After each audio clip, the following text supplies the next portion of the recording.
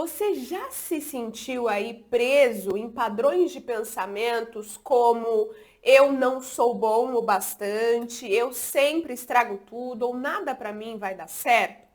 O que talvez você não saiba, tá? É que esses pensamentos, eles não são quem você é. E muitas vezes, né, eles nem sequer são verdadeiros, tá? Eles são apenas caminhos aí que o seu cérebro aprendeu, digamos, a percorrer, né? E aqui vai uma boa notícia, o seu cérebro pode aprender novos caminhos, tá? Então pensa assim, quando você inicia um novo trabalho, você foi lá, fez entrevista, passou, você vai lá no aplicativo, né, e descobre um percurso para chegar até esse trabalho. Você descobre um caminho para sair da sua casa até o trabalho. Com o tempo, né, que você está indo lá trabalhar, você vai o quê? Descobrir novos caminhos, novos percursos, atalhos, enfim. Então você vai aprendendo a como chegar no seu trabalho através de lugares diferentes, certo? Digamos que é isso que o seu cérebro é capaz de fazer quando você decide fazer ele se esforçar um pouquinho mais e começar aí a questionar esses pensamentos negativos, tá? A ciência chama isso, né, de neuroplasticidade. Então, toda vez que você pensa, sente ou age de determinada forma, o seu cérebro ele vai fortalecendo essa rede neural, tá? Então, se você repete o pensamento, eu sou um fracasso, ele vira uma trilha, tá? E bem marcada e bem delimitada, tá? Mas se você começa a pensar diferente, agir diferente, você literalmente começa a construir uma nova trilha.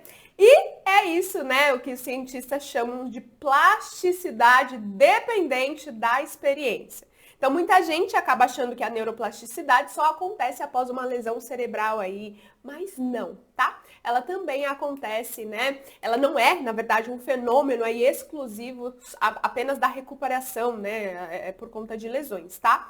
Ela é um conceito, digamos que estilo guarda-chuva, né, que engloba aí várias formas de adaptação do cérebro, tá? A estímulos, incluindo a plasticidade relacionada à lesão, como a gente está falando, e a plasticidade adaptativa em adultos saudáveis, que ocorre aí com a aprendizagem, repetição de pensamentos, emoções e comportamentos ao longo do tempo. E a TCC, a terapia cognitivo-comportamental, que é a que eu utilizo, né, nos meus atendimentos em consultório, ela trabalha exatamente nisso. Então, ela te ajuda a identificar esses pensamentos automáticos, né? Te ajuda a questionar se eles fazem sentido e te ajudam aí a você conseguir substituir esses pensamentos por ideias mais realistas e funcionais. Tá? Então, quando você repete esse processo todos os dias com intenção, o seu cérebro entende. Ah, agora esse é o novo padrão. E é por isso que nos próximos 30 dias eu quero te guiar por um desafio onde você vai treinar, tá? A sua mente a sair aí dos velhos pensamentos e criar esses novos circuitos mais saudáveis, mais potentes, né? Mais coerentes com quem você quer ser, com quem você quer se tornar, tá bom? E nessa primeira semana a gente vai aprender o quê? A identificar os pensamentos automáticos, a identificar esses pensamentos, tá? Na semana 2, a gente vai começar a questionar esses pensamentos disfuncionais. Na semana 3, a gente vai criar novos pensamentos, né? E desenvolver aí também microações para colocar esses novos pensamentos, comportamentos aí em ação, tá bom? E na quarta semana a gente vai desconstruir essas crenças aí que te fazem se olhar dessa forma depreciativa, tá bom? Então, gente, a minha voz, ela tá meio, né, fanha, porque eu estou gripada. E minha garganta, ela tá arranhando, mas vai dar tudo certo, tá bom? Bom, e o desafio, ele vai ser dividido, né, em 4 semanas, porque aqui no canal eu libero um vídeo por semana. Então, cada semana aí vai ter um foco prático, tá bom? E nessa primeira semana, como eu disse, a gente vai começar a identificar esses pensamentos, tá certo? Então, nessa semana, o seu único objetivo é observar e anotar, tá bom? Como que eu vou fazer isso, Gabriele? Você vai toda semana, todos os dias dessa semana, você vai anotar uma situação desafiadora, tá bom? Uma por dia, ok? E o que você vai registrar? Anota aí, pausa esse vídeo, pega papel e caneta e anota. Número 1, você vai registrar a situação que aconteceu. Número 2, você vai registrar os pensamentos automáticos que você teve durante essa situação. Número 3, as emoções que vieram, tá bom? E número 4, qual foi o grau, né? Digamos em nível mesmo, que você sentiu essa emoção. Aí você vai colocar uma nota de 0 a 100, tá bom? Então, um exemplo, digamos, né, que a situação seja: eu recebi uma crítica de uma colega. Simples assim. Veio uma colega, a gente estava conversando e ela me criticou por algo que eu disse, enfim, tá bom? O pensamento, que pensamento eu tive? Então se pergunte, o que passou na minha cabeça quando eu recebi essa crítica? Sei lá, será que eu fiz algo de errado? Né? Será que eu falei algo de errado? Tá bom? Você vai registrar aí os pensamentos que rondaram a sua cabeça. E você vai também identificar o que você sentiu com essa situação. Não sei, você sentiu raiva, vergonha, tá bom? E aí você vai dar uma nota para essas emoções. Então, sei lá, a raiva, eu fiquei de 0 a 100, eu fiquei 80% raivosa, né, com essa crítica. Vergonha, talvez eu fiquei 100%, com 100% de vergonha, tá bom? Então você vai começar, além de identificar, mensurar o que você sente, tá bom?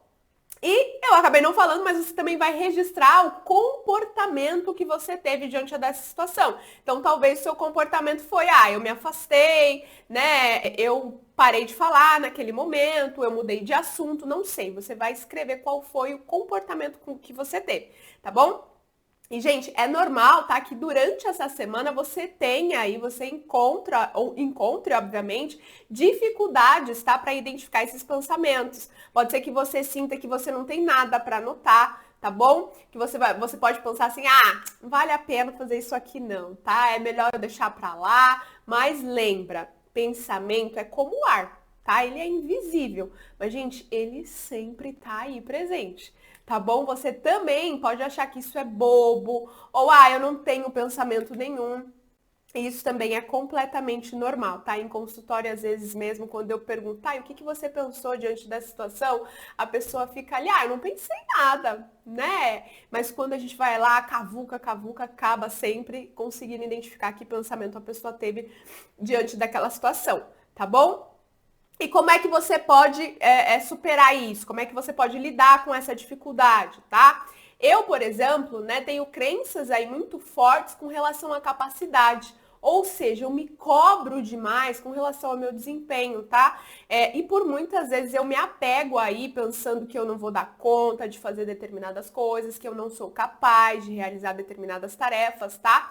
E um exemplo muito claro disso foi quando eu decidi largar a faculdade de contabilidade, para quem não sabe, faculdade não, né? Eu fiz um curso técnico, eu decidi largar o meu trabalho com contabilidade, né? E eu decidi cursar psicologia. Ou seja, mudar de profissão entre o processo, né? Entre me inscrever para o vestibular e largar uma carreira estabilizada, por inúmeras vezes me veio aí o pensamento de que eu não era capaz, de que eu não ia dar conta de 5 anos de psicologia, não ia dar conta de 5 anos de psicologia, né, de mais 5 anos aí de faculdade, e de que aquilo, né, não era para mim, tá? De que eu já era muito velha para fazer novamente a faculdade. E aí o que eu fiz? Aqui eu peguei o pensamento, eu não sou capaz de iniciar uma nova faculdade, né? Eu não tenho ânimo para isso, e eu comecei o processo de mudança. Tá? Então esse pensamento me gerava o quê? Tristeza, medo, angústia, em uma escala aí de 80 a 100%. Ou seja, né, um percentual aí muito alto.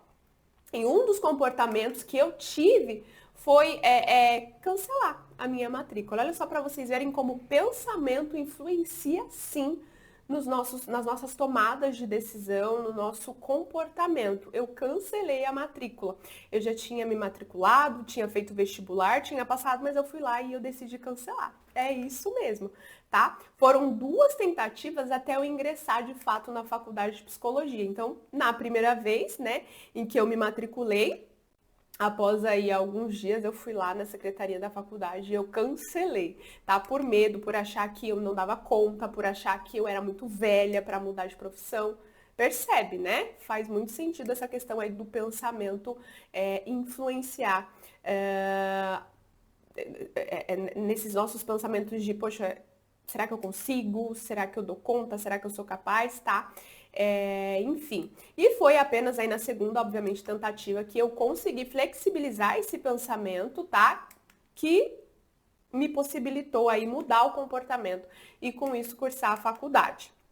Foi só na segunda tentativa, tá? Mas esse é um assunto aí para o final do nosso desafio, né? Ou seja, como é que a gente vai mudar essa forma de pensar? É o que você vai aprender nesse desafio, vamos lá. Mas, nessa primeira semana, o seu desafio, a sua tarefa é aprender a reconhecer as situações difíceis, tá bom? É identificar os pensamentos que você tem diante das situações aí, identificar as emoções que você tem, os comportamentos que você tem, tá bom? E, obviamente, que você não vai fazer esse desafio sozinho ou sozinha, né? Eu vou embarcar com vocês nessa, tá bom? Eu também vou estar anotando aqui do outro lado os meus pensamentos, eu vou registrar tudo que tá acontecendo, né? Porque, gente, não é porque eu sou psicóloga, tá? Que todas as minhas crenças disfuncionais estão reestruturadas, estão já funcionais. Não, nós também temos pensamentos e crenças negativas que precisam ser flexibilizados, tá? Então eu vou fazer o desafio aí junto com vocês. Então vamos lá? Pausa, respira e vamos recapitular. Então, durante essa semana, você vai anotar em um caderno, uma folha de papel, enfim, no seu diário, eu não sei, situação, pensamento automático, emoção, grau dessa emoção, ou seja, você vai dar intensidade para ela de 0 a 100, e o comportamento que você teve. Ok? Você vai anotar item por item, tá? E eu quero saber quem é que vai estar comigo aqui nesse desafio. Então, se você vai fazer esse desafio junto comigo, né? Comenta aqui nos comentários, estou dentro do desafio, vai preencher suas tarefas, tá bom? E na próxima semana eu tô aqui com a segunda semana, o segundo passo desse nosso desafio para mudar nossas crenças aí limitantes que nos sabotam. Eu gosto muito de usar a palavra crenças limitantes, né? Mas enfim, essas crenças disfuncionais que te impedem aí de seguir a sua vida, tá certo, gente? Então é isso, até o próximo vídeo. Tchau, tchau.